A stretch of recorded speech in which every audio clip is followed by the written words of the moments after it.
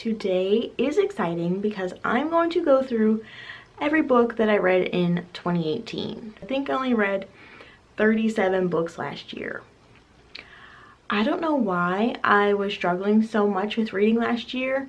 I would go through periods of reading a bunch and then I would stop reading for 2 months, which is actually normal for me with anything I like doing. I'm not very consistent at it. But in 2018, there were just like really big gaps of times I wasn't reading, which, you know, is fine. I really hope to read more this year. I've set my goal at 60 books, I think, and I'm currently on track. If you want to know what books I read and don't want to watch this video, you can always just check my Goodreads, which I'll have linked down below. And yeah, let's get started. The very first book I read in 2018 was The Well of Ascension by Brandon Sanderson, which is the sequel to Mistborn or The Final Empire. I don't have my copy right now because I dropped it down in the corner behind my bookshelves and I would literally have to take off hundreds of books and move everything to retrieve it. So it lives back there now. And I rated The Well of Ascension 4 out of 5 stars. Next, I read The Woman in the Window by A.J. Finn, which is a thriller, and I gave it 4 stars. Next, I read Daughter of the Pirate King by Tricia Levenseller, which I gave 4 stars. Next up was The Cruel Prince by Holly Black, another 4 stars. Then I picked up I'm Thinking of Ending Things by Ian Reid, which is a really weird thriller. I gave it about 3.5 stars, I think. It was interesting, but really weird. Next, I read The Hazelwood by Melissa Albert. I think my least favorite book of the year. I gave it 1.5 stars. 0.5 only because I flew through the first half. But yeah, the rest of it sucked and I skim read the end of it. After that, I needed a book I knew I would love. So I picked up Harry Potter and the Chamber of Secrets for I don't know what time. Probably 3rd or 4th time I've read it. And it of course got 5 stars. After that, I picked up Behind Closed Doors by B.A. Paris, which I gave 4 stars. Then I picked up Not That I Could Tell by Jessica Strawser, which I gave 3.5 or 4 stars. I was in like a slumpy mood while reading this, so I feel like I was reading maybe 10 pages a day, every other day. Didn't really give it the attention it deserved, so I gave it 4 stars because it wasn't the book's fault, it was mine. Then She Was Gone by Lisa Jewell. I gave this 3 stars. It was good at first, then silly at the end. Then another Harry Potter reread, The Prisoner of Azkaban, another 5 stars, of course. I Let You Go by Claire McIntosh, which I gave 4 stars. I loved the big twist, but the beginning and end were kind of meh.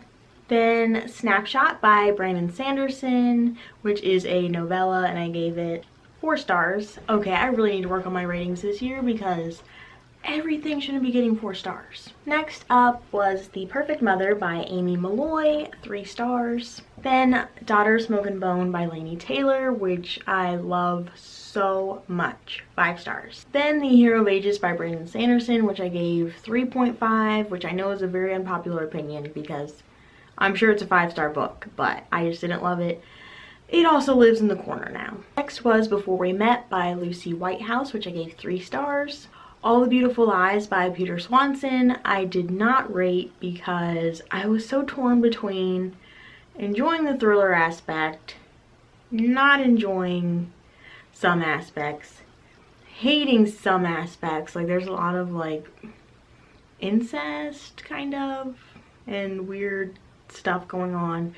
I just didn't feel comfortable giving it a good or bad rating because I just didn't know what to rate it. Next was The Guile by Ian McDonald, which I gave 4 stars. This was probably about the time that I was realizing how far behind I got on my reading goals, so I just picked up a random Tor.com mini novella. Then I read The Anomaly by Michael Rutger, which I loved. I gave it like a little bit more than 4 stars, but I really want to read another book by him or any kind of book with this like looking for a mythical creature type of story.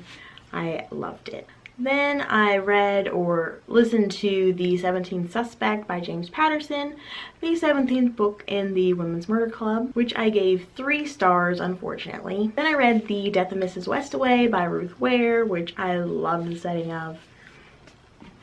Another 4 stars. That's getting annoying, right? Then I read Daughter of the Siren Queen, which guess what? Got 4 stars. This is the second book in this duology, so I did complete a series last year. Then I read Alloy of Law by Brandon Sanderson, which is the first book in the Mistborn second era, or it's kind of a bridge book between the two eras, kind of, I'm not sure. But I loved this. I think I gave it 4.5 stars, and super unpopular opinion, I may have liked this more than the Mistborn trilogy. Then I picked up Days of Blood and Starlight by Laini Taylor, the second book to Daughter of Smoke and Bone trilogy. I should have picked this up like 4 or 5 years ago when I read Daughter of Smoke and Bone for the first time, but it's amazing and I just wish I would have continued the series sooner. Other People's Houses by Abby Waxman, guess what? 4 stars. Then I reread To All the Boys I've Loved Before by Jenny Han, 4 stars. Then I picked up The Kiss Quotient by Helen Huang, which I gave 3 stars. Then I reread The Assassin's Blade by Sarah J Maas, which I gave 5 stars. I think I originally gave this 4 stars, but I loved it this time. Then I reread P.S. I Still Love You by Jenny Han, 4 stars. Then I read Always and Forever Lara Jean for the first time, which is why I reread the first 2. And Goodreads says I gave it 5 stars. I don't remember that, but 5 stars. Then I read Night of Cake and Puppets by Laini Taylor, which is a companion novella to Daughter of Smoke and Bone, and for what it was, like, it was really good. Like, it was super cute, a little story about how 2 characters met, and it has illustrations and stuff.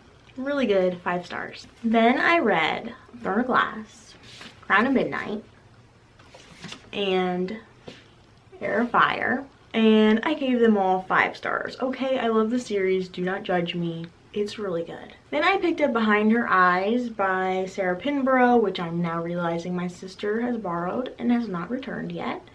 But I gave that 4 stars. Oh no, I gave it 5 stars.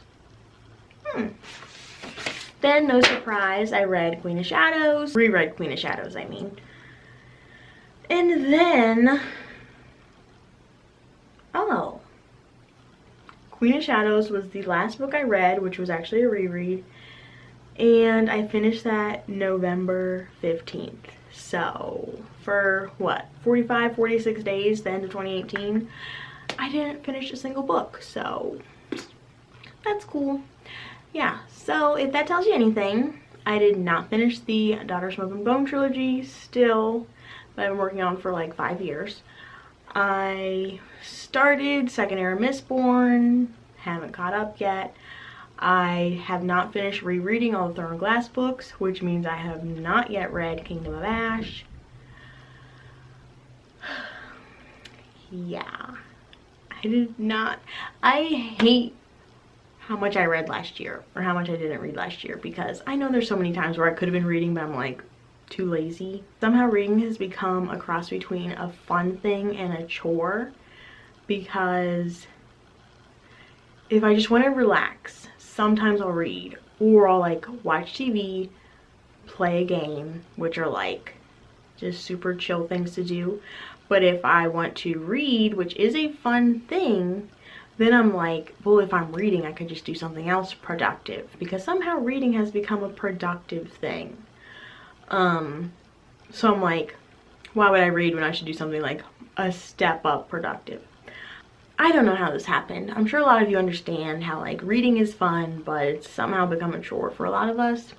And it's no longer just like a mindless, you see a book, you grab it, you read it. Now it's like you accumulate all the books, you're overwhelmed by your TBR, and you have to make an effort to read now. So I feel like I learned a lot of lessons about books and reading in 2018, and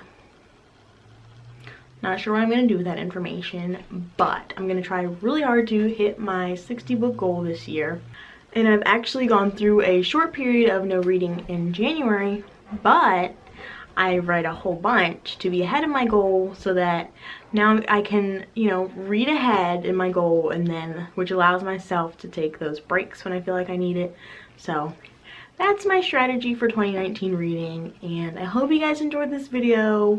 Apparently I rate everything 4 stars, and I need to work on my ratings this year. So thank you guys so much for watching. I hope you enjoyed, and I will see you next time. Bye.